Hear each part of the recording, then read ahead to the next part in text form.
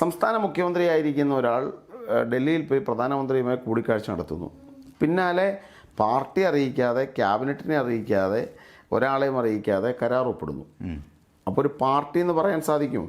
പിണറായി വിജയൻ എന്ന് പറയുന്ന വ്യക്തി എടുത്തൊരു തീരുമാനത്തെ എൻഡോഴ്സ് ചെയ്യുക മാത്രമാണ് ഇപ്പോൾ CPM ചെയ്തുകൊണ്ടിരിക്കുന്നത്. അതല്ല ഇവരുടെ ഈ ഒരു വിമർശനം. അതായത് ഇവർ പറയുന്ന കാര്യം യാഥാർത്ഥ്യമാണെങ്കിൽ അത് കൂട്ടായൊരു ശ്രമമല്ലേ വേണ്ടത്? കേരളത്തിൽ ഒരു ഓൾ പാർട്ടി മീറ്റിംഗ് ഗവൺമെൻറ് വിളിച്ചു ചേർക്കുന്നു. ഇങ്ങനൊരു പ്രതിസന്ധി നമ്മൾ നേരിടുന്നുണ്ട്. കേന്ദ്ര സഹായം നമുക്ക് ഡിനേ ചെയ്യപ്പെടുന്നു. നമുക്ക് ഒരുമിച്ച് നിന്ന് എന്താണ് നയം സ്വീകരിക്കേണ്ടത്? വിളിക്കണ്ടേ? ഒരു പ്രത്യേക നിയമസഭാ സമ്മേളനം വിളിക്കാം. ഇത് പ്രധാനപ്പെട്ട ഒരു കാര്യം. കാരണം തലമുറകളുടെ മനസ്സുകളെ സ്വാധീനിക്കുന്നതാണ് വിദ്യാഭ്യാസ പദ്ധതി.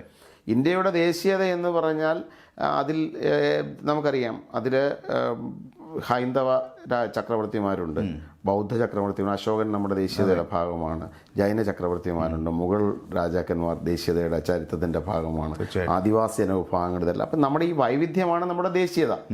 പുതിയ ദേശീയ പദ്ധതിയുടെ വിദ്യാഭ്യാസ പദ്ധതിയുടെ ആമുഖത്തിൽ തന്നെ പറയുന്നത് യാജ്ഞവൽക്യ സ്മൃതിയും മനുസ്മൃതിയും ഒക്കെയാണ് നമ്മുടെ രാജ്യത്തിൻ്റെ ലക്ഷ്യങ്ങളെന്നാണ്. എന്ന് പറഞ്ഞാൽ നമ്മുടെ ദേശീയതയ്ക്ക് പോലും മതപരമായ ഒരു ചിഹ്നം കൊടുക്കുകയാണ്.